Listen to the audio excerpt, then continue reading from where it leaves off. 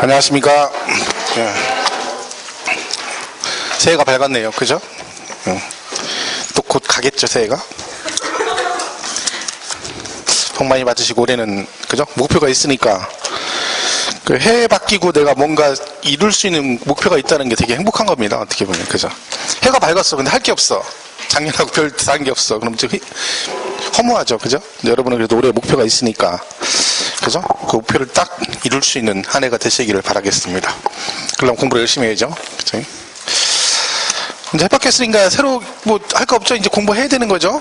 핑계대고 지난 달까지는 계속 해 바뀌만 할 거야 했는데 해 바뀌었네요. 이제 뭐 핑계 댈 거야? 구정 세고 이런 얘기 하면 안 돼요. 그래서 그럼 3월달까지 넘어갑니다. 자, 세법 시간이죠. 세법 그죠? 교재는 그 2페이지 펴놓으시면 되고요. 2페이지.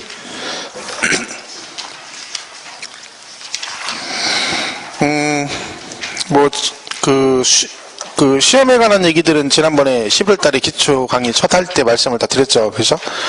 또 처음 들으시는 분 있으니까 간단하게 설명을 하고 강의를 하겠습니다.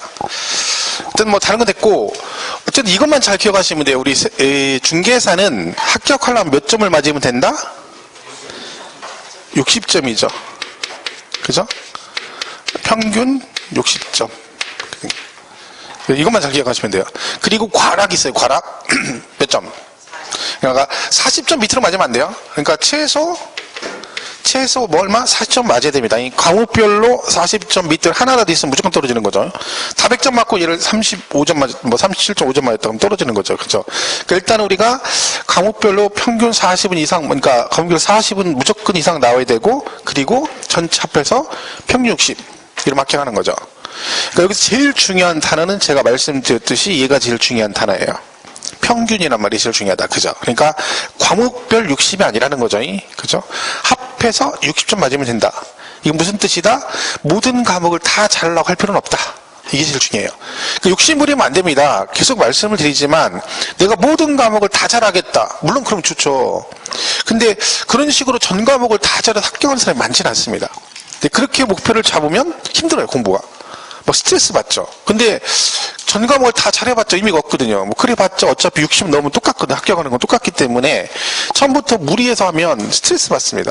근데 하다 보면 점수가 올라가는 건 어쩔 수 없지만 처음부터 나는 뭐 전 과목 80을 목표로 한다 이런 식으로 가면 이 시험은 제가 볼 땐 떨어질 확률이 더 많습니다. 그러니까 너무 욕심 부리지 마시고 그냥 평균 60 맞는다 생각하시고 여기에 맞춰서 공부를 하시면 돼요.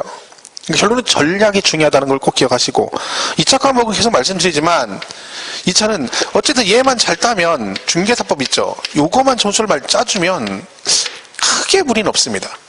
그죠? 그러니까 저는 이 얘기를 1년 내내 하거든요. 근데 막판에 가서 보면 중개사법을 그래도 20몇 개씩 맞는 사람이 있어요. 근데 이해가 안 가요. 공부를 왜 그렇게 하는지. 얘가 점수 따기 제일 쉽다니까요.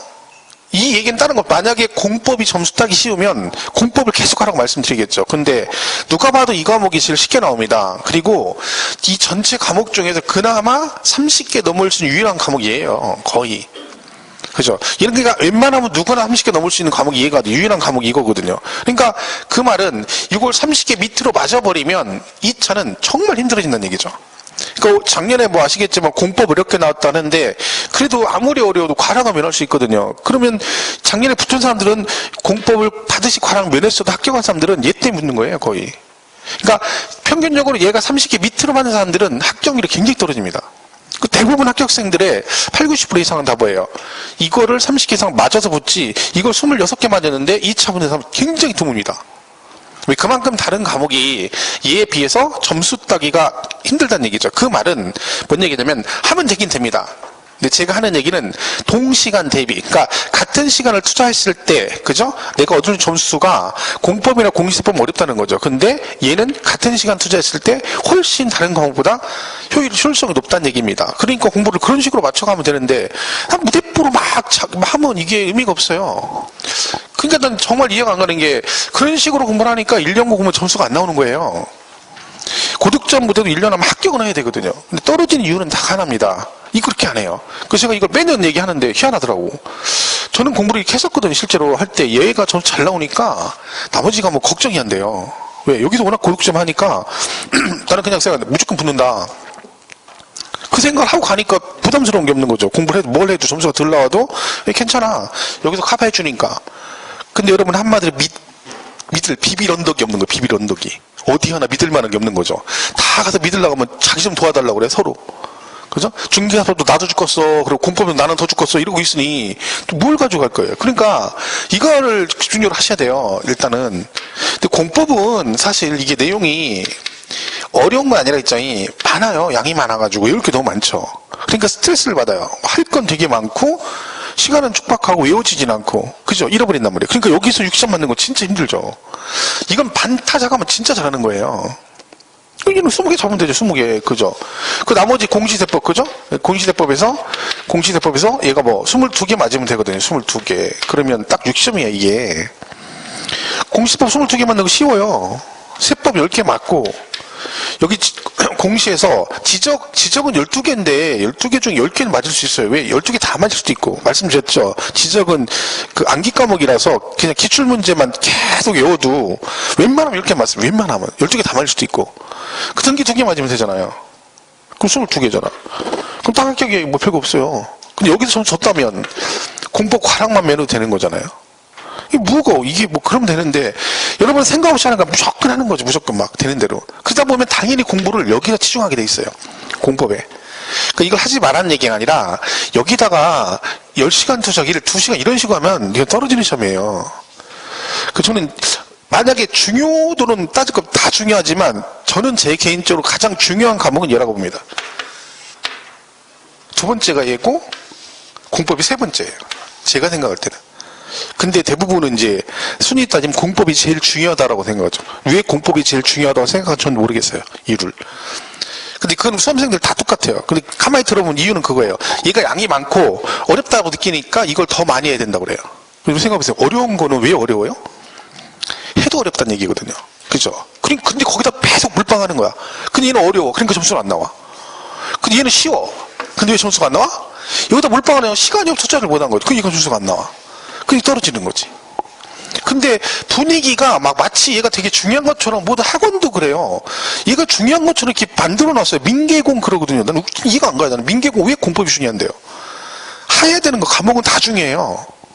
근데 희한하게 이게 중요한 것처럼 되고 여기다가 막 전체 2차 공부 50% 이상을 여기다 몰빵하는 거예요. 한 과목에다가. 정말 이해가, 저 같으면 여기다 50%를 몰빵하겠어요. 그럼 여기 35개를 맞겠죠.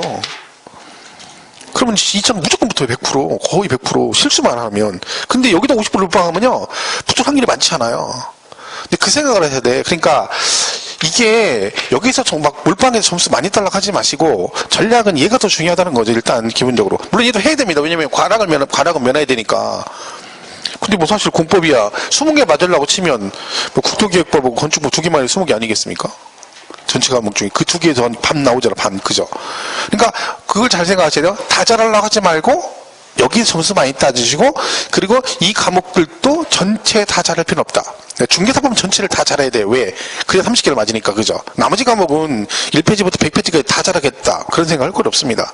일단 전략적인 부분을 정해서 거기 먼저 하고 그리고 나서 이렇게 늘려가시면 돼요. 그 세법은 항상 얘기하지만 3개만 잘하면 된다 했죠. 그래서 하여튼 제가 볼 땐 이게 제일 효율적인 방법이니까 일단 나중에 지금부터 얘를 뭐 몰빵하라는 얘기는 아닙니다. 개인적으로 권하는 것은 얘를 매일같이 1시간 하는 거죠. 중개사 매일같이 1시간. 따로 공부하지 매일같이 1시간 하는 거예요. 매일같이. 하루에 1시간씩만 계속 하는 거죠. 그럼 여러분 지금부터 매일 1시간씩 하잖아요. 그럼 중개사법은 35개는 맞습니다. 따로 공부 안 해도. 매일같이 1시간씩 하면. 그럼 매일같이 1시간 하고 다른 과목 하면 되잖아요. 근데 오늘 만약에 뭐 공법 받은 민법을 공부한다 그러면 그 하는 시간에 민법만 하시면 지루하니까 1시간 정도 중개사법 하고 또 민법 공부하고 1시간 공부하고 중개사법 공법하고 이런 식으로 하면 되죠. 매일같이. 그럼 얘는 기반이 다져지면 충분히 35개 이상 맞을 수 있어요. 그 따로 공부하지 않아도. 이게 오히려 나을 수도 있죠. 따로 공부를 하지 말고 여기다 잘하랬다면 이것만 또 붙으라고 하면 안 되니까 차라리 매일같이 얘를 1시간씩 매일같이 하는 거야. 지금부터 시험 볼 때까지. 그러면 뭐 그냥 다르게 공부 안 해도 충분히 맞습니다. 그죠? 그리고 나머지 과목 전략을 세워서 가시면 된다. 그죠? 이렇게 생각하시면 되겠죠? 어쨌든 중요한 건 그겁니다. 하면 되긴 하는데 무조건 열심히 해도 되는 건 아니라는 거죠.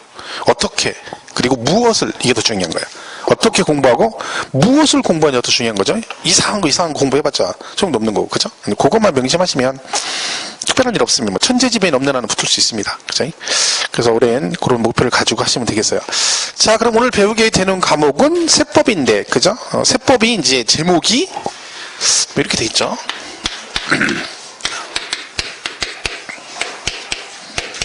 이렇게 돼 있어요.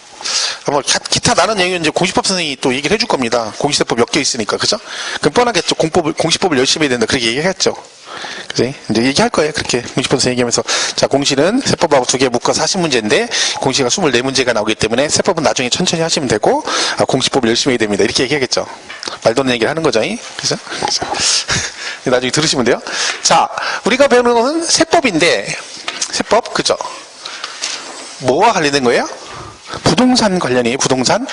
그러니까 공인중개사가 하는 일이 부동산 중개를 하는 거니까 우리가 그 부동산 중개 과정에서 발생되는 세금을 배우는 게 부동산 세법입니다. 그죠? 그 말은 우리가 배우는 모든 세목은 다 뭐랑 연관돼 있다? 부동산과 관련돼 있다는 얘기죠. 부동산과 관련된 거다. 이걸 배우는 겁니다. 이걸 이제 우리가 표현할 때 이런다 했잖아요. 단수무식과 생각하면 얘기하면 이런 걸 했잖아요. 땅을 사서 가지고 있다가 팔았다. 이렇게 되는 거죠. 그죠? 이제 우리가 배울 세법의 내용이죠. 땅. 이걸 이제 우리가 표현할 때 뭐라 그래요? 부동산이 대표 주자가 뭐요? 땅, 토지죠. 토지. 그죠? 부동산을, 그죠? 뭐 한다고요? 샀어. 사서 뭐 하고 있어? 가지고 있다가 뭐 한다고요? 팔아요.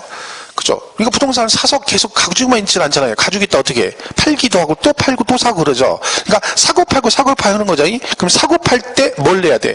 세금을 내야 돼요. 근데 사고 팔고 하는 과정의 중간에 어떤 과정을 거쳐? 가지고 있다 파는 거죠. 바로 팔든 하루건 이틀이건 가지고 있다 파는 거죠. 근데 결론은 땅을 사서 이걸 우리가 있어 보이게 뭐라고 한다고요? 취득인다 그래요. 취득. 그죠? 그리고 이걸 뭐라고 그래요? 가지고 있는 걸 보유라고 그래요. 보유. 그죠? 파는 걸 뭐라고 한다? 양도라 합니다. 파는 걸 양도 그래요. 그럼 결론은 우리가 배우는 세법은 뭐다? 부동산과 관련된 조세를 배우는데 부동산을 취득할 때, 보유할 때, 그리고 양도할 때 되는 세금을 배우는 게 부동산 세법의 내용이다. 그랬습니다. 그래서 부동산 취득하면 내는 세금이 뭐이다? 우리 아는 거죠? 취득세를 냅니다. 이름이 취득세, 이름이 취득세? 부동산을 뭐 했을 때 낸다고요? 취득을 할 때 내는 거야. 그 취득 안 하면 얘는 내요, 안 내요? 안 냅니다. 그죠? 이름이 취득세, 취득세. 그죠? 그 다음에 등록 면허세라는 게 있습니다. 등록세라고 하죠. 등록 면허세. 그죠? 얘는 이제 저당권 설정 등기나 이런 거 할 때 내는 세금이고. 그리고 여러분이 갖고 계시면 세금 나오죠. 뭐가 나와요? 7월 달에 재산세 내십니다. 재산세. 들어보셨죠? 그리고 12월 달에 이거 좀 많으면 뭘래? 종합부동산세죠. 종합부동산세. 종부세 그러죠. 종합부동산세. 요게 항상 뭐 화두죠, 요새. 그죠? 그래서 올해부터 종합부동산세가 강화돼가지고, 그죠? 뭐 이제 1주택자도 세금을 많이 내게 되고 2주택, 3주택 다 세금 부담이 커지게 법이 개정돼 있죠. 그죠? 올해부터는. 그죠? 그래서 이게 종합부동산세. 그리고 팔면 뭐네요? 양도세 내죠, 양도세. 그죠? 양도 소득세. 이겁니다. 그죠? 그러니까 부동산을 거래. 여러분 우리가 이제 뭐 거래세라고 하잖아요. 거래세. 여러분 거래세가 뭘 말하는 거예요? 이 중에서 거래세 그러면. 거래가 뭐예요? 거래가. 사고 파는 거, 사고 파는 거. 그럼 사고 팔 때 그 과정에 내는 세금 우리 거래세라고 그래요. 그럼 여기서 거래세는 뭘 말하겠어요? 그렇죠. 사고 팔 때 내는 세금인 취등록세와 양도세를 거래세라고 그러는 거예요. 그죠? 이 두 개를 거래세 그래요. 그럼 얘는 뭐라고 하겠어요? 재산세, 종부세는 보유세라고 그래요. 보유세. 그러니까 우리가 뉴스 보시면 뭐 거래세를 낮추겠다, 보유세를 높이겠다 그렇게 얘기를 하잖아요. 그러면 최근에 계속 화두는 보유세가 문제였거든요. 보유세. 그죠? 그럼 뭘 말하는 거예요? 재산세하고 종합부동산세를 말합니다. 투기를 근절하게 해서 보유세를 높이겠다. 근데 이제 거기서 말하는 보유세 중에서 주로 이제 되는 건 이거죠. 그러면 재산세는 이걸 높여버리면 일반 서민들도 피해를 보게 됩니다. 그죠? 세금 부담이 커지기 때문에. 근데 종부세는 아무나 내는 건 아니잖아요. 그죠? 이 중에 좀 부자인 사람이 내는 거죠. 그러니까 여기를 제재를 하겠다 그런 뜻입니다. 그래서 종부세가 개정이 되고 강화가 되는 거죠. 자, 요게 이제 그겁니다. 그러니까 우리가 배우는 세목은 전체 부동산 세법 중에서 요 5가지를 주로 배운다. 취등록세하고 재산세, 종부세, 양도소득세. 물론 뭐 종합소득세 파트 하나 있긴 하지만 하지만 주가 되는 건 이 5개입니다. 문제는 어떻게 나온다 했어요? 16개 중에 얘가 3문제 정도 나오고 얘 1문제 나오고 얘 3문제, 얘 1문제 나오고 얘는 5에서 6문제 정도 나온다 보면 돼요. 보통 일반적으로 얘는 뭐 평균적으로 5문제 이상 나온다 봐야죠. 양도세는. 그럼 우리가 세법이 16개 중에 만약에 내가 10개를 맞는다 치면은 공부를 뭘 해야 된다 그랬어요? 어떤 걸 해야 된다? 딱 봐도 여러분이 10개 맞으려면 뭘 해야 되겠어요? 공부를 취득세하고 재산세하고 양도세를 해야죠. 그죠? 답이 나와 있는 거잖아. 난 10개가 목표야. 근데 난 10개 목표인데 그럼 뭐 할 거야? 난 등록세하고 종부세가 마음에 들어. 그 2개 마음에 들고 하나 더 찍어? 그래 취득세. 그럼 몇 개야? 5개네. 난 목표가 몇 개인데? 10개인데 5개 맞는 공부를 하는 거죠. 그럼 떨어지는 거지 시험에. 그죠? 그러니까 이거 딱 나와 있어 답이. 예. 이 3개만 잘하면 무조건 10개 맞아요. 그러니까 실제로 시험에 이 세 파트에서 10문제 밑으로 나온 역사가 없어요. 무조건 10개 이상은 나와요. 보통 11문제 정도 나온다고 봐야 되죠. 그죠? 그리고 나머지 얘는 올해 작년 같은 경우는 특이하게 등록세가 2문제가 출제됐거든요. 근데 굉장히 드문 케이스예요. 그거는요. 작년에 개정상이 있어가지고 그거 내면서 2문제가 나왔고 보통 안 나올 때도 있고요. 평균 하나 나온 거고 종부세도 2문제 나온 경우는 없어요. 나오면 1문제. 그죠? 그러니까 얘네 둘이는 그러니까 공부할 때 어떻게 한다는 거예요? 얘네들은 안 하진 않죠. 하긴 하지. 언제? 수업만 듣는 거죠, 일단. 얘들은 수업 시간에 듣는 걸로 만족이고, 내가 만약에 따로 공부한다 치면 뭘 해야 되는 거야? 취득세, 재산세, 양도세 위주로 계속 돌려야 됩니다. 계속. 얘네 신경 쓰지 말고. 이게 안 되면 어차피 하나만 하거든요. 그죠? 얘네 둘은 웬만하면 맞출 수 있어요. 웬만하면 수업만 잘 들어도. 뭐 수업 시간도 엄청 많이 하거든. 문제도 많이 풀고. 그죠? 근데 얘네들은 따로 공부를 좀 해주셔야 되니까 이 3개 위주로 보시면 돼요. 그러면 특별한 거 없으면 얘네 10개를 맞을 수 있습니다. 작년에 뭐 어려웠다고 얘기하는데 제가 항상 얘기하죠. 시험 문제가 아무리 어려워도요. 진짜 15회 때 왜 그때 말고는 아무리 어려워도 시험은 거기서 거기에요. 난이도 자체가. 그러니까 붙을 사람 다 붙어요. 15회 때는 워낙에 문제가 어렵게 나와서 뭐 추가 시험 봤었지만 그때는 뭐 다 떨어졌으니까 뭐 누구 할 거 없이 합격률 1%도 안 됐습니다. 실제로 0.1%였죠. 그러니까 그거 뭐 말도 안 되는 게 문제를 낸 거니까 그건 어쩔 수 없어요. 근데 그거 외에는 문제 어렵고 쉽고 해봤자 다 붙을 사람 붙어요. 그 뒤를 보세요. 합격률 보시면 난 진짜 어려웠어요. 합격률 21%에 다. 그죠? 진짜 어려웠어 그러면 진짜 5% 이렇게 나와야 되거든요. 근데 그런 건 없어요. 작년에 겁나게 어렵다고 뭐가 어려워? 합격률 몇 명 붙었는데요, 작년에. 어마어마하게 붙었어요. 똑같아요. 합격률은 별 차이 없어. 그러니까 항상 그 얘기는 누가 하는 거예요? 어렵다는 건. 떨어진 사람이 얘기하는 거예요. 떨어진 사람이. 떨어진 사람이 문제가 어려웠는데 쉬웠는데 이런 얘기하는 거예요. 그건 출제율이 어렵게 쉽게 되든 내가 공부 열심히 하면 붙는 거예요. 그죠? 그럼 다 떨어져야지. 왜 붙은 사람 어떻게 된 거야? 그 사람들 어렵게 했는데 왜 붙었어? 찍어서?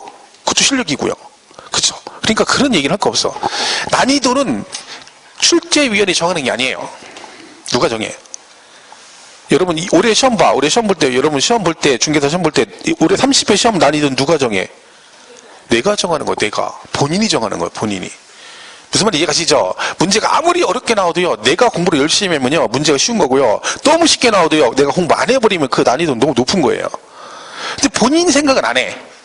본인이 한 건 생각 안 하고 그 시험 문제만 가지고 어렵다 쉽다를 판단하고 막 욕하는 거죠. 그리고 막 작년에 뭐가 어렵네 해가지고 공법 어렵네 해서 막 또 뭐 어디 가자게 쌓고 시험만 끝나면 뭐 데모하러 가잖아요. 재시험 봐야 된다고. 말이 됩니까? 작년에 공법 그렇게 어려우면 다 떨어져야 되잖아요. 근데 공법 과락 면해가지고 붙은 사람 꽤 많습니다. 그잖아요. 작년에 붙은 사람 다 공법 과락 면했다는 얘기잖아. 근데 그 사람들은 뭐 실력이 뭐 했어요? 똑같은 거죠.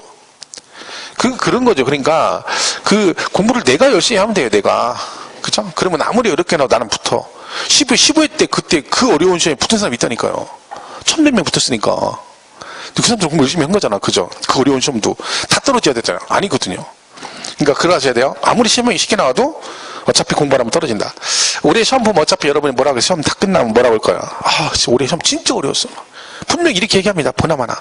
여기서 야 올해 시험 쉬웠어 하는 사람 없어요.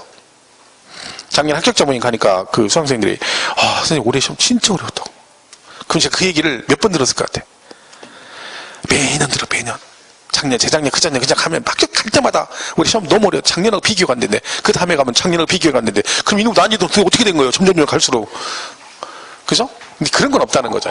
그러니까 그런 생각 하지 마시고 그러니까 괜히 성적 안 나와서 떨어져가지고 남 핑계 대고 그러지 말고 깔끔하게 붙으면 돼요. 깔끔하게. 그죠? 그럼 된다. 그래서 계속 말씀드리면 요 세 개만 잘하면 된다. 그죠? 그러니까 우선순위라는 거죠. 이게 우선순위. 그죠? 우선순위다. 그죠? 그렇게 가셔야 돼요. 공부는 한 번에 되는 게 아닙니다. 욕심부려가지고 난 한꺼번에 다 막 금방 할 거야. 이렇게 생각하면 안 되고요. 이게 시간이 필요한 거예요. 한두 번 듣고 공부가 될 거라 생각하시면 안 되고 이미 있을 거예요. 아마 학원마다 11월, 12월 강의 듣고 포기한 사람이 있어요. 학원마다 있어요. 꼭 있어요. 몇 명. 왜? 들어보니까 이게 아니거든. 무슨 얘기 하나도 모르겠고 근데 웃긴 거잖아요. 여러분 생각 한 번 딱 듣고 수업만 듣고 이게 이해되고 머리에 딱 들을 정도면 미스딱 1년 공부합니까? 안 그래요? 그럼 놔뒀다가 시험 볼 때 원서만 접수해놓고 한 7, 8, 90에서 한 3개월, 4개월 딱 하고 다 붙지? 그런 건 없어요. 그런 거는. 그죠? 익숙하지 않다. 항상 말씀드렸죠? 세상에 어려운 공부는 없다. 뭐만 있다? 익숙하지 않다. 그러니까 익숙하지 않다. 왜 익숙하지 않아요? 별로 안 봤으니까. 그럼 익숙해지면 되는 거야. 많이 보면 된다. 그게 답입니다. 그래서 제가 강의할 때 항상 하는 얘기 있습니다. 첫 주에 얘기했죠. 콩 얘기했죠. 콩나물. 그죠? 콩나물 여러분 어렸을 때 엄마가 키울 때 보면 콩나물 콩에다 물 주는데 물은 쭉쭉 빠져나가잖아요. 근데 왜 저기다 물을 줄까? 근데 어느 순간 어떻게 됩니까? 콩나물이 자라기 시작하면, 싹이 나기 시작하면, 그다음부터 겁도 안 납니다. 콩나물 크는 속도가. 그죠? 근데 그 콩나물 싹이 날 때까지는 막 계속해서 물을 주는데 이해가 안 가는 거죠. 왜? 새해 나가는데 왜 물을 주냐는 거지. 근데 결국은 계속 주다 보면 뭐가 되는 거예요? 싹이 나기 시작합니다. 그러면 똑같거든요. 여러분이 콩나물 콩이잖아. 지금 콩. 그죠? 물 얼마나 줬어? 11월 달에 강의 들었다 쳐봐. 그 정도 물 줘가 싹이 나? 안 나요. 더 줘야 돼, 물을. 그러다 보면 어느 순간 싹이 나는 순간 딱 되면 그때부터 쭉쭉쭉 올라가는 거거든요. 근데 여러분은 그걸 못 견디는 거야. 계속 뭐만 한탄만 하고 있는 거지. 물을 주지도 않으면서 이놈 콩이 안 자라네, 콩나물이 안 나네 이러고 있는 거야. 그 시간에 물을 줘야지, 물을 계속. 그러면 사람마다 차이가 있는 거죠. 많이 물을 주고 수업을 듣는 것도 물을 주는 거고 자기가 공부하는 것도 물을 주는 거죠. 그걸 많이 할수록 빨리 자라겠죠. 근데 그건 여러분한테 달린 거죠. 저한테 물론 저도 열심히 하겠지만 그죠? 그러니까 항상 나는 콩나물 콩이다 생각하시고 아직 뭐가 듣는데 뭔 이해가 안 간다 그러면 콩나물이 아직은 안 자라는구나. 조금만 있으면 자라겠지. 물을 좀만 더 주면 되겠네. 이 생각하시면 되는 거야. 그죠? 한번 자르면 그때부터는 쭉쭉 올라갑니다. 그 생각을 꼭 하시고 인내를 가져야 된다. 그럼 그 상태까지 가려면 한 2월, 1, 2월은 어느 정도 좋고요. 3, 4월 정도 가야. 그래도 여러분 열심히 하면 3, 4월 안에 어느 정도 감이 잡힙니다. 지금부터 열심히 하셔야 돼요. 부영 하시면 안 되고. 11월 달에 들으셨는데 그렇다시고 이번에 1월 강의 시간 아직도 이제 강의만 듣고 오후에 가서 출퇴근만 하는 거지. 지금도 아침에 와서 수업 듣고 이따 오후에 점심 때 퇴근해가지고 점심 먹고 집에 들어가서 평상시처럼 TV 보고 놀고 이렇게 하다가 내일 아침에 출근하고 이렇게 공부하면 떨어집니다. 여러분 그렇게 하면 일찍 오는 보람이 의미가 하나도 없어요. 지금부터 공부하셔야 돼요. 지금부터 시간이 많다고 여유 부리면 안 돼요. 이 공부할 양이 꽤 많거든요. 그러니까 지금부터 해야 돼. 지금부터. 모tor 학원들은 가면 11월 달부터 독서실에서 공부하시는 분 있습니다. 저도 강의 학원 다닐 때 11월 달에 가가지고 최고 공부 열심히 했을 때가 4월 달까지였던 것 같아요. 11월부터 4월 그 6개월 동안 진짜 열심히 했어요. 11월 학원 가자마자부터 밤 학원 문 닫을 때까지 공부를 했으니까 남아서 매일같이. 그러니까 기초가 잡혀버리니까 나중에 4월 달 지나니까 그때부터 성적이 쫙쫙 올라가는 거예요. 근데 그렇지 않은 사람들은 그때서 죽으라고 하는 거야. 있지 11월 4월 5월에 죽다사자 하는 거지. 그때부터 기본 다지도 하는 거죠. 그러니까 죽겠는 거지. 1년 내내 힘든 거지, 공부하기. 그죠? 그러니까 사람마다 차이는 있겠지만 저는 하여튼 그렇게 열심히 했었습니다. 11월 달부터. 그러니까 한 6개월 하니까 그다음부터는 들어도 다 아는 얘기들이니까 성적이 쫙쫙 올라가죠. 그러니까 지금 어영부영 놀면 안 됩니다. 이젠 1월 달 됐다고 1월, 2월이니까 이때 그냥 또 잔뜩하고 분위기 파악하고 이런 거 하면 안 돼요. 되든 말든 계속 들어요. 동영상 계속 들으세요. 동영상. 동강 들으면 돼. 책 봐야 뭔 얘기 혼자 들으면 봐도 뭔 얘기 모르잖아. 동강 이해하려고 하지 마시고 그냥 들으세요.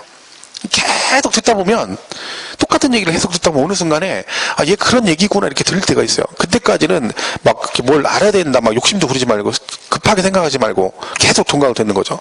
많이 들을수록 좋습니다. 많이 처음에는. 그죠? 특히 민법개론은 아직까지 민법개론을 열심히 하셔야 돼요. 1차 과목. 그거 위주로 가서 보시면 됩니다. 1, 2월도는 민법 열심히 하셔야 돼요. 개론하고. 그죠? 자, 어쨌든 그런 거고요. 자, 우리 교재를 보겠습니다. 2페이지. 자, 그러면 우리가 부동산 세법인데 이 세금에 관한 걸 배우는데 여러분 항상 우리가 공부할 때 힘든 이유가 뭐냐면 이것 때문에 그런 거죠. 이거. 그죠? 모든 과목이 법과목이에요. 학계론 빼고. 그죠? 그러니까 법과목은 시험에 뭐가 나온다고요?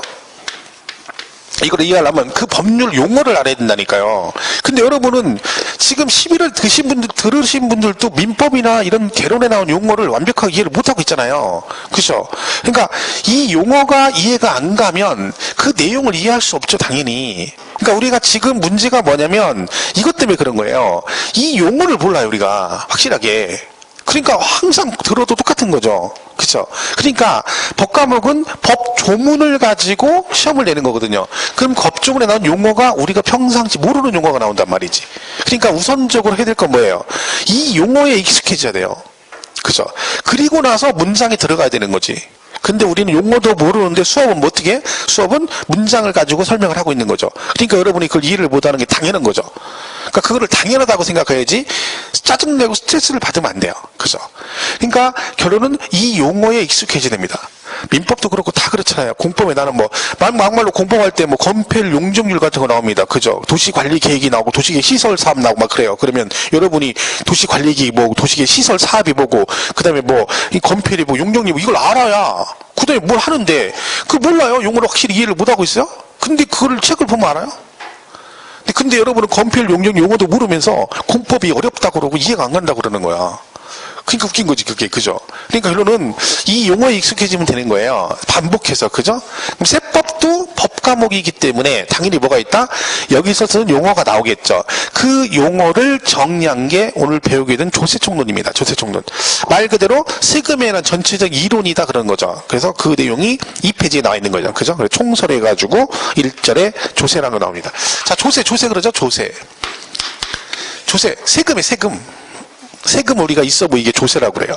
그러면 우리가 1년 동안 배우게 될 이 조세, 그러니까 무엇을 조세라고 하느냐? 법으로 정의를 해놨습니다. 그게 그러니까 무엇을 세금이라 하는 거죠. 자, 그럼 보겠습니다. 2페이지 1절에 1번 조세의 정의. 그러니까 무엇을 세금이라 하느냐? 법률로 정의해 놓은 거죠. 자, 조세란 일반적으로 누가요? 국가나 또는 지방자치단체가. 자, 누가 세금을 부과한다고요? 국가와 지방자치단체가 그 재정경비에 충당할 목적으로. 그러니까 얘네들이 세금을 걷는 목적이 뭐라는겨? 재정경비에 충당할 목적으로. 즉 살림살이 하려고. 그 다음에 맘대로 세금을 걷으면 안 되니까 뭐에서? 법률에서 정한 뭐예요? 과세 요건. 그러니까 법에서 정한 세금 부과 요건을 충족하는 국민 또는 주민에게 직접적 개별적 반대급부 없이 법률적 강제력의 부과 징수는 금전급부를 말한다. 뭐 있어 보이는 얘기죠. 근데 별 중요한 얘기는 아니에요. 그죠? 자, 그거를 외울 필요는 절대 없고 그 내용을 2번에서 조세의 특징 해가지고 그 지금 방금 읽은 내용 있죠. 그걸 풀어놓은 거예요. 풀어놓은 거죠. 자, 첫 번째가 뭐라고 돼 있어요? 과세 주체란 말이 나옵니다. 과세 주체. 과세 주체. 이걸 그냥 한번 그대로 해석하면 항상 이제 세법에서 이 세자가 나오면 뭘 말하는 거야? 세자가 나오면 세금을 말해요. 세금. 그죠? 그러니까 세금을 뭐 할 때? 부과할 때 주가 되는 단체, 그런 뜻이에요. 그러니까 세금을 국민한테 부과할 수 있는 주가 되는 단체다, 그런 얘기죠. 그러니까 결론은 누가 세금을 부과할 수 있느냐 그 얘기잖아요. 자, 세금은 누구만 부과할 수 있다고요? 금방 나왔죠? 누구만? 국가와 그죠? 지방자치단체만 세금을 부과할 수 있다. 국가와 지방자치단체. 그러니까 얘네들만 세금을 부과할 수 있어. 그건 얘를 뭐라고 표현한다고요? 과세 주체 그럽니다. 그럼 결론은 얘네들이 부과하는 게 조세인데 그럼 얘가 부과하는 세금도 있고 얘가 부과하는 세금도 있다는 뜻이네요. 그죠? 그래서 국가가 부과해서 가져가는 세금을 우리가 뭐라고 하냐면 국세라고 그래요. 국세. 간단한 얘기죠? 그럼 지자체가 부과해서 가져는 세금을 뭐라 그래요? 지방세라고 그래요. 그러니까 우리가 뉴스 같은 건 뭐 국세 지방세 어쩌고 나오잖아요. 별거 없어요. 뭐 국세가 뭐냐 그러면 설명을 하면 어렵죠. 처음 보는 사람한테 여러분 국세가 뭐냐고 물어보면 뭐라고 대답해요? 그냥 뭐 대답 못 하겠죠. 자, 지금 물어보면 국세는 뭘 국세라고 그래요? 국가가 부과하는 세금이 국가가 부과해서 그 세금이 누구 재정으로 들어가? 국가가 가져가는 세금이 국세예요. 지방세는 뭐라 그래요? 지방자치단체가 부과해서 지자체 재정으로 가는 게 지방세입니다. 별 얘기 없죠? 아주 간단한 얘기죠. 그 얘네들을 그러다가 과세 주체를 한다. 그래서 말씀드렸죠. 그래서 우리가 전기세는 세금이다 아니다? 아니다. 그죠? 전기세는 세금이 아닌 거죠. 왜? 전기세는 세금은 누구만 부과할 수 있다고요? 국가와 지방자치단체만. 전기세는 얘네들이 부과한 세금이 아니잖아요. 그죠? 그러니까 조세가 아닌 거야. 그 별거 아니에요. 왜 전기세가 세금이 아니니? 그럼 뭐라고 하면 돼? 세금은 국가와 지자체만 부과할 수 있어. 근데 전기세는 누가 가져가는 거야? 한전에서 하는 거야. 걔는 국가 지자체가 아니죠. 그러니까 걔는 조세가 아니야. 이렇게 되는 거죠. 수도세는 세금이 아니에요? 아니야. 왜? 수도세 세금이 아니잖아요. 그쵸? 그러니까 우리가 전기세, 수도세가 아니라 원래 이름이 뭐라겠어? 전기요금, 수도요금이 원래 정답입니다. 근데 말씀드렸죠? 그걸 굳이 구분해서 쓸 필요는 없다고. 그죠? 뭐 시험에 안 나오니까. 그죠? 그래서 국가, 지자체. 아주 간단한 얘기죠. 그러면 세금은 지방자치단체도 세금을 부과할 수 있어요. 그럼 우리가 지방자치단체는 다시 뭐가 있냐면 광역자치단체가 있고 기초자치단체가 있습니다. 우리가 광역자치단체는 뭐냐면 그 자기 밑에 기초자치단체 2개 이상을 거느리고 있는 애를 광역이라고 그래요. 그 내 밑에 기초가 뭐예요? 시, 군, 구를 기초라고 그래요. 그러니까 내 밑에 시, 군, 구 2개 이상을 거느리고 있는 걸 뭐라고 그래? 광역 그래요. 자, 그러면 광역자치단체는 뭐가 있어요? 특별시, 광역시, 도가 있는 거죠. 얘를 우리가 광역자치단체 그래요. 그 우리 그 선거할 때도 그러잖아요. 광역자치단체장 선거라고 하잖아. 그럼 누구 얘기하는 거예요? 특별시장, 광역시장, 도지사, 선거를 말하는 거죠. 기초자치단체 선거는 누굴 얘기하는 거예요? 시장, 군수, 구청장을 말하는 거예요. 그렇죠? 그 시군구죠. 이거를 우리가 광역 그러고 얘를 기초 그럽니다. 그죠? 맞는 거죠? 특별시, 광역시, 도. 그죠? 그리고 시, 군, 구. 그러면 얘가 특별시장, 얘는 광역시장, 얘는 도지사죠. 그죠? 얘는요, 시장, 군수, 구청장이라고 돼 있잖아요. 그럼 얘도 시장이잖아요, 시장. 얘도 시장이죠. 얘도 시장이잖아요. 특별시장, 광역시장이죠.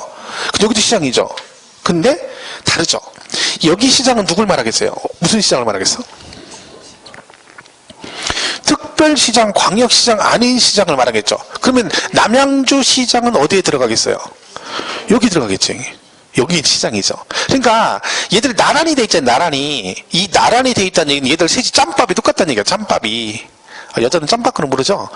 레벨이 같다는 얘기야. 레벨이. 그러니까 특별시장, 광역시장, 도지사가 같은 레벨이고 일반 시장, 군수, 구청장. 그럼 남양주 시장하고요, 일반 군수하고요, 그 다음에 구청장이 레벨이 같다는 얘기예요. 그래서 우리가 보통 시도지사라고 하잖아요. 시도지사. 그렇죠? 그럼 시도지사 할 때는 시장하고 도지사 말하는 거죠. 그럼 이때 시도지사 할 때 시장은 누굴 말하겠어요? 남양주 시장을 말하겠어? 특별시 광시장을 말하겠어? 그치. 시도지사니까 도지사하고 레벨이 똑같은 얘기라는 거야. 그러니까 시도지사 할 때 시장은 특별시장, 광역시장이고 남양주 시장을 말할 때는 시도지사가 안 하고요. 시장군수라고 그래요. 시장군수. 그죠? 그러니까 시장군수 할 때 시장은 뭘 말해요? 일반 시장을 말하는 거예요. 남양주 시장, 수원시 이런 식으로 시장. 무슨 말인지 이해가시죠? 그 얘기 있거든요. 그리고 이 구 있죠. 구.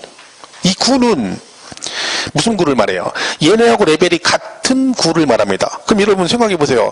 뭐 수원시 팔달구, 안산시 단원구 이 구가 있잖아요. 그 구는 여기서 말하는 구가 수원시 팔달구나 안산시 단원구를 말하는 걸까요? 얘가 지금 누구랑 레벨이 같은 애라고? 시장, 군수, 구청장하고 레벨이 같다는 얘기예요.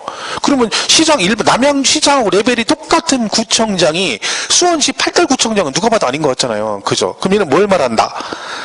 얘하고는 자치구청장. 자치구청장이 뭐예요? 자치구가 뭐예요? 선거로 구청장을 뽑는 구를 말하죠. 그럼 어디 밑에 있는 구를 말하겠어요? 특별시, 광역시 밑에 있는 구를 말하는 거예요. 그러니까 우리가 자동으로 구 그러면 무조건 법에서 우리 세법에서 구 나오면 일반, 그러니까 수원시나 일반 뭐 고양시도 그렇고 이런 구 있잖아요. 그 구는 행정구라고 그래요. 행정구. 나중에 공법에서 배우실 거예요.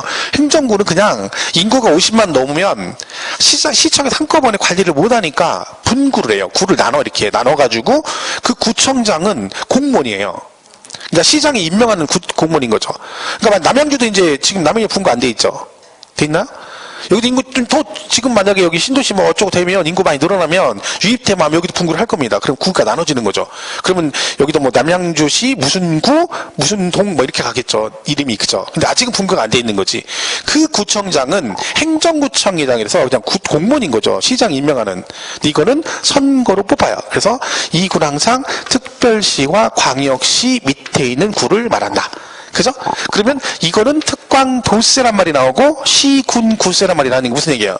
특광도세는 세금을 누가 가져간다는 거예요? 누가 부과해서 누가 가져가? 특광도에서 부과해서 특광도 재정으로 들어간다는 얘기고, 얘는 시장군수 그죠? 시군구에서 부과해서 시군구 재정으로 들어간다는 얘기네요.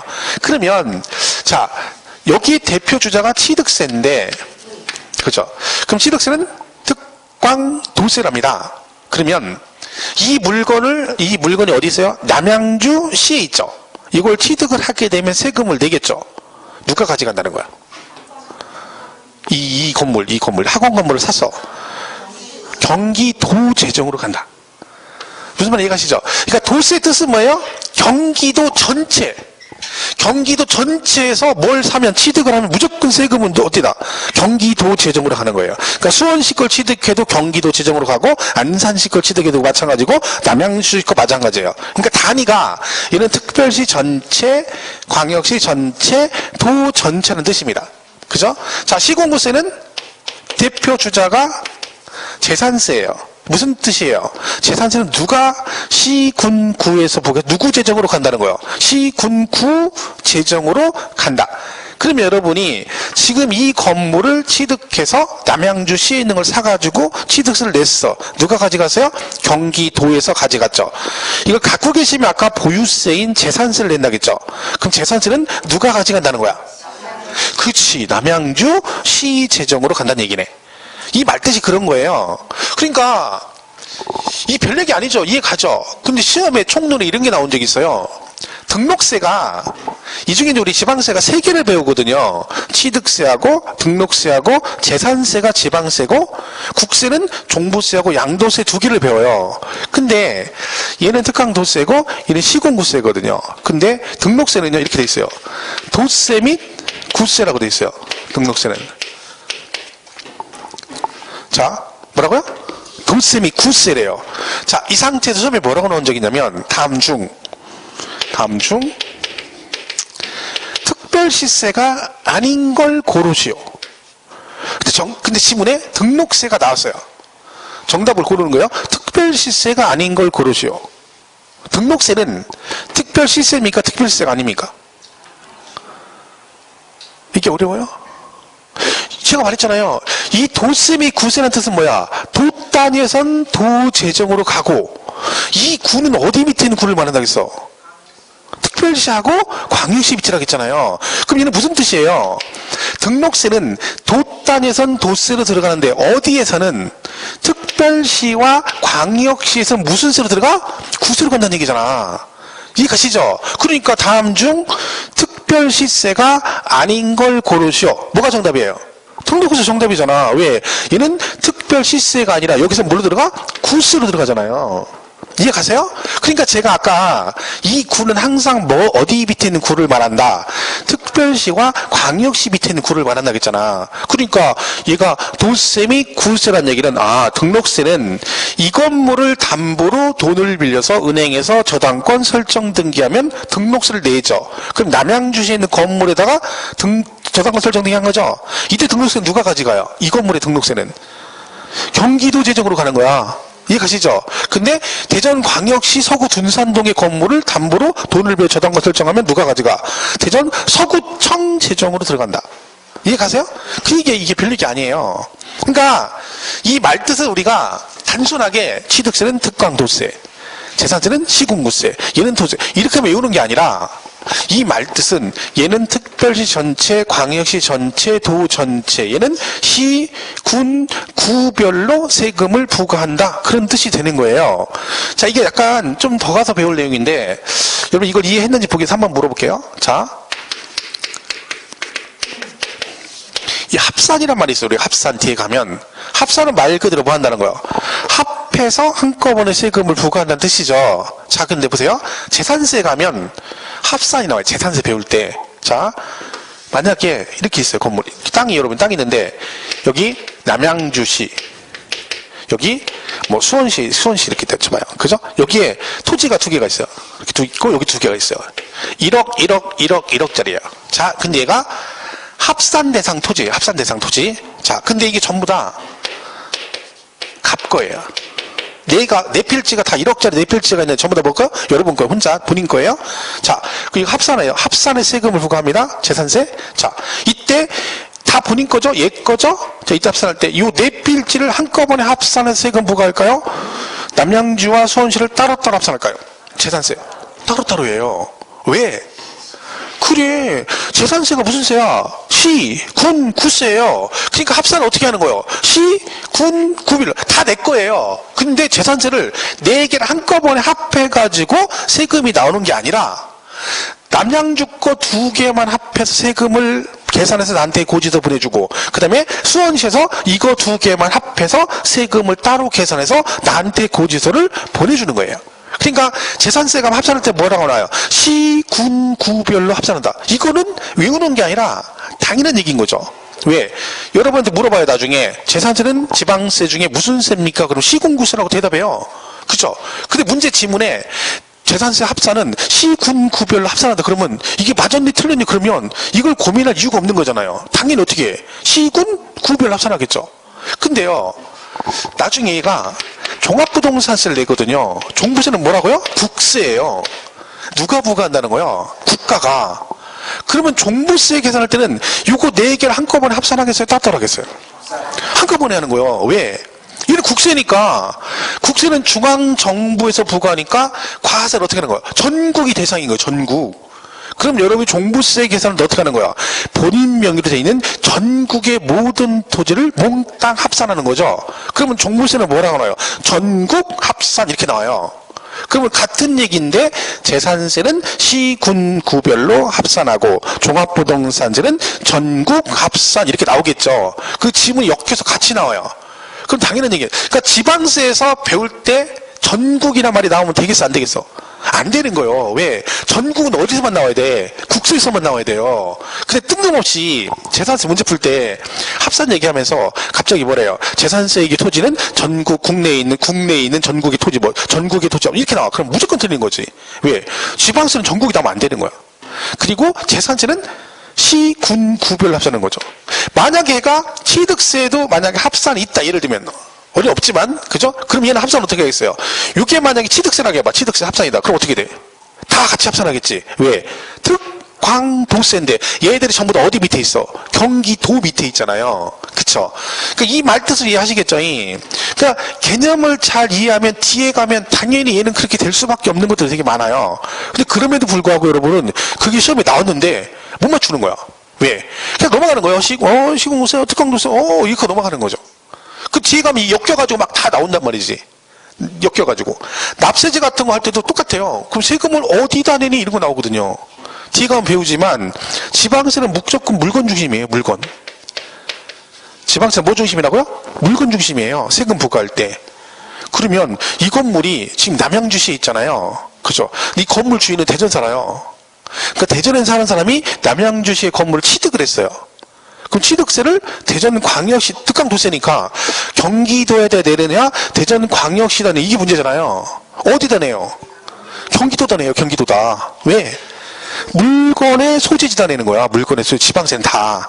그러니까 취득세나 등록세나 재산세는 다 시험 뭐 중심이라고요? 부동산 중심이야. 그 세금을 어디다 내야 돼? 그 부동산의 소재지다 내는 거예요. 무슨 말 이해가시죠? 그러니까 취득세는 어디다 내야 돼? 얘가 광역시 대전에 살지만 물건이 경기도에 있으니까 경기도에다 세금을 내야 된다 이 얘기죠. 그럼 여기 보세요. 아까 여러분 토지가 이렇게 있다 했잖아요. 남양주도 있고 어디 있고 수원시도. 근데 다 본인 거야. 그죠? 재산세 나오죠? 자, 재산세 어디다 내요? 여러분 어디 살아? 남양주시에 살아요. 그죠? 근데 토지가 어디에 있어? 남양주에 두 필지가 있고 수원에 두 필지가 있어요. 이 재산세 어디다 냅니까?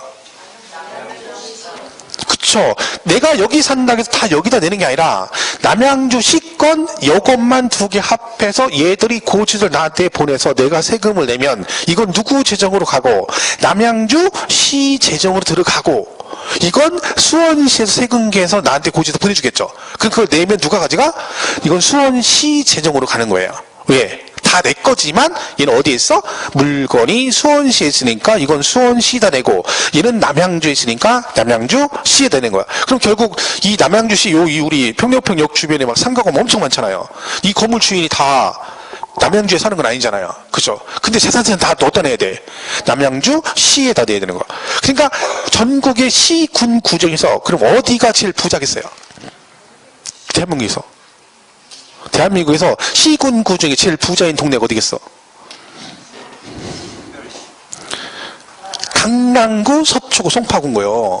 강남구, 서초구, 송파구. 왜? 여기 건물이 여기 있는 거하고 강남에 있는 건물 하나 있어. 이해가시죠? 세금을 누가 어디가 많이 걷죠? 같은 건물이 강남국이 훨씬 더 비싸잖아요. 왜? 건물 가격이 비싸잖아. 그 세금이 훨씬 많이 나오죠. 대한민국의 제일 비싼 건물 땅은 다 어디 있어? 강남구 서쪽 송파구에 있잖아요. 근데 그 주인이 거기 안 살아도 물건이 거기 있으니까 재산세는 다 어디다 내야 돼? 그 강남구 송파구 서쪽에다 세금을 내야 되죠. 그러니까 재정이 다 걔네 재정으로 가는 거야. 그러니까 대한민국에서 제일 부자인 동네가 세 군데인 거예요. 왜? 다른 이유는 없어. 땅값이 비싸고 건물 가격이 비싸니까 뭐가 많이 거쳐? 재산세가 많이 거쳐. 그러니까 거기가 제일 부자인 동네지. 그죠? 그렇게 가는 거죠. 그게 왜 그런다? 세금을 어디다 내야 되니까 물건의 소지다. 그런 뜻이죠. 별 얘기 아니죠. 뭐 그렇게 가면 돼요. 어쨌든 이걸 우리가 뭐라고 한다? 과세 주체라고 한다. 그죠? 이런 얘기죠. 얘가 과세 주체고 세금을 부과하는 주체. 1번이 그 얘기예요. 그러면 그냥 조세의 특징 1번 과세 주체하고 그 제목 딱 읽었을 때 그냥 자세한 얘기 모르지만 세금 부과는 애인데 누구만 부과할 수 있다? 국가와 지자체. 그럼 끝이에요. 읽을 거 없어요. 그거. 줄치고 읽을 좀 중요한 얘기 아니야. 괜히 줄치면 시간 낭비하는 거죠. 그죠? 나중에 여러분 제가 세금 과세 주체는 누굽니까? 그럼 나 뭐라 그래? 국가 지자체라고 그래요. 그거 읽을 필요 없어. 그건 중요한 얘기 아니니까. 그죠? 이번에 과세 근거란 말은 세금을 누가 내요? 국가 지자체가 부과하죠. 그럼 내는 거 누가 내? 국민이 내죠. 근데 우리가 세금을 내는데 얘들이 지 맘대로 아무 때나 막 지 필요할 때 세금 막 걷어가. 짜증나죠. 국민이 조세 저항이 생기죠. 그래서 네 맘대로 세금을 부과하면 조세권을 남용할 수 있기 때문에 맘대로 걷지 말고 법률에 따라 일정한 세금 부과 요건을 정해주고 그 정해진 요건이 충족이 되었을 때만 세금을 부과할 수 있다라고 법으로 정하게 됩니다. 그 얘기를 있어 보이게 조세 법률주의 그랬는데 중요한 얘기는 아니고요. 일단 세금은 무조건 걷으면 안 된다. 재산권 보호에서 국회 입법기관이 국회잖아요. 국회 그죠? 하도 할 일도 없어가지고 또 다 또 넘어가가지고 세법 개정안 지금 된 것도 통과 안 돼가지고 골치 아픕니다. 저희 될 수는 있겠죠. 된 것도 있고 안 된 거 이래가 좀 머리 아프죠. 자, 그래서 그 과세금 그런 얘기인데 중요한 얘기 아니고요. 과세 목적은 왜 세금을 얘들이 걷겠어요? 별 얘기 아니에요. 단순한 얘기라 했죠. 우리가 직장 다니고 월급 받고 돈 버는 이유하고 똑같은 거야. 돈을 왜 벌어요? 뭐 하려고 벌어? 먹고 살려고 버는 거죠. 그럼 얘들도 운영하려면 뭐가 있어야 돼? 돈이 있어야 되잖아. 그 돈을 뭘 통해서? 세금을 충당한다. 그 얘기예요. 별 얘기 아니죠. 그죠? 그리고 4번에 무보상성. 보상을 하지 않는다. 무보상성. 자, 이 문 얘기야. 세금을 내는데 어떤 사람은 1년에 10억 내는 사람도 있고 어떤 사람은 10만 원 내는 사람도 있을 거 아니에요. 세금이 다 똑같이 내는 건 아니죠. 그럼 세금 많이 냈다고 해서 국가에서 보상해주고 그럽니까? 그런 거 없다겠죠. 왜? 이건 국민의 의무다. 그래서 보상, 개인적으로 보상 같은 거 해준다, 안 해준다? 안 해준다. 그런 얘기죠. 그럼 여기서 제일 중요한 단어는 뭐냐면 사실은 2페이지 과세 근거에 그 두 번째 줄로 보면 이러한 조세의 뭐라고요? 과세 요건이라고 돼 있죠. 과세 요건. 요 말이 중요한 거예요. 과세 요건. 그러니까 과세 요건 뜻은 세금을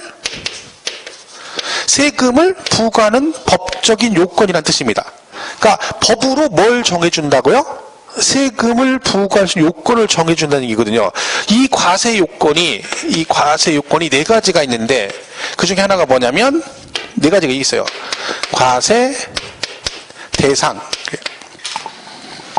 뭐라고요? 과세 대상. 이게 뭔 뜻이에요? 세금을 부과하는 대상이다. 여러분, 취득세는 특강 두세라고 했잖아요. 그럼 취득세는 물건을 뭐 했을 때 낸다고요? 취득했을 때. 그럼 제가 만약에 뭘 만약에 제가 이번에 뭐, 그죠? 예를 들면 뭐, 산악자전거 하나 1000만원짜리 샀어. MTB 산악자전거 1000만원짜리를 취득했어요. 그럼 취득세를 낼까 안 낼까요? 낼 것 같아, 안 낼까? 1000만원짜리 자전거를 샀어. 낼 것 같아, 안 낼 것 같아? 안 내요. 그러면, 야, 1000만원 주고 샀는데 안 내? 안 내요. 자동차를 50만원짜리 샀어. 100만원짜리 샀어. 100만원짜리 중고차 100만원짜리. 취득세 낼까 안 낼까요? 내요. 가격이 문제가 아니라, 그럼 왜 자동차는 세금을 내요? 취득세를 법으로 만들 때 취득세를 부과할 수 있는 대상을 법으로 정해주는 거죠. 근데 그 대상에 뭐는 들어가? 자동차는 들어가. 근데 뭐는 안 들어가? 자전차는 안 들어가. 자전거는 안 들어가. 그러니까 자전거는 세금을 내고 싶어도 세금 부과 요건 중에 어디에 해당이 안 돼요? 과세 대상에 해당이 안 되는 거야. 이거 법으로 다 정해주는 거예요.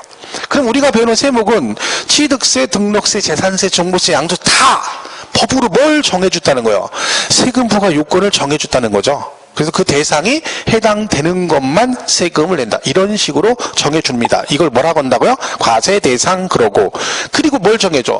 그 세금을 누가 낼 것이냐 정해주는 거죠. 그걸 납세의무자라고 그래요. 세금을 왜? 이거 안 정해주면 나중에 세금을 아무도 안 내버리면 누군가한테 세금을 걷어야 되는데 아무도 안 내. 근데 법적인 근거가 없으면 세금 부과를 못 하잖아요. 그러니까 법으로 정해주는 거예요. 이런 경우엔 네가 내고 이런 경우는 네가 내. 그래서 만약에 안 내면 너한테 내가 법적인 제재를 할 거야. 이런 뜻이죠. 그래서 법적 책임을 묻기 위해서 법으로 정해줍니다. 그리고 세금을 그러면 얼마에 대해서 할 것이냐. 그걸 과표라고 그래요. 세금 계산하는 게 중요하잖아요. 그죠? 그러면 얼마를 기준으로 세금을 부과할 것이냐, 그 기준 금액을 정해주는 걸 뭐라고 한다? 과세 표준 그러고 여기다가 이제 뭘 곱해야 돼요? 비율을 곱해줘. 얼마만큼의 크기만큼 과세할 것이니 이걸 우리가 세율 그럽니다. 그래서 이 네 가지를 뭐라고 한다고요? 과세 요건 그럽니다. 그러니까 결론은 우리가 1년 동안 이거 배우는 거예요. 취득세부터 양도세까지 다 뭘 배워요? 취득세, 과세 대상, 납세의무자, 과표, 세율, 양도세 대상, 납세의무자, 과표, 세율 이 네 개예요. 그러니까 세법은 굳이 흐름을 말하라 그러면 이 네 가지예요. 이 네 개. 거기다가 이 세금 계산해서 어떤 식으로 징수, 거둘 거니, 부가징수 이렇게 가는 거예요. 이게 기본 흐름이에요. 5개가. 계속 이걸 배우는 거지. 그러니까 이거는 뭐 1년 내내 배우는 내용이죠. 그죠? 그래서 요거는 이제 부수적으로 들어가는 거고 이 네 가지를 뭐라고 한다? 과세 요건이라 한다. 그죠? 이렇게 되는 거죠. 자, 일단 요까지 정리하시고 잠깐 쉬었다가 5번 있죠. 납세 이행 방법. 그죠? 여기부터 가겠습니다.